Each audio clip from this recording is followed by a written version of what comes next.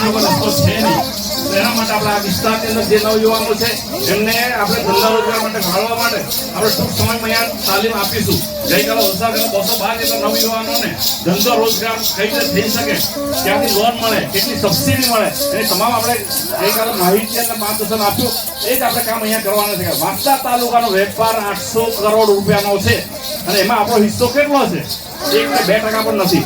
તો એ આપણા લોકો ધીરે ધીરે શીખવાની જરૂર છે. તો વધુ ન કહેતા જે માન સન્માન આપ્યું અને જે આપણા સમાજે મહેનત કરી છે એના માટે હું ખરેખર અભિનંદન આપું છું. જોહાર, જય આદિવાસી.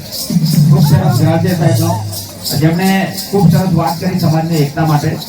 કહેવાય એના પછી આમ તો આપણા સમાજમાં દીકરીઓને એટલું જ મહત્વ છે, પણ બેટી બચાવો બેટી પઢાવો પર અહીંયા એક દીકરી આવી છે. એ દીકરી આપણને વાત કરશે.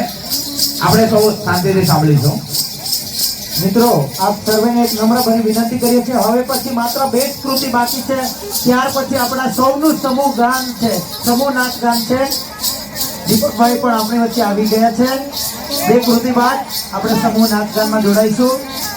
થોડી ધીરજ રાખવા નમ્ર વિનંતી.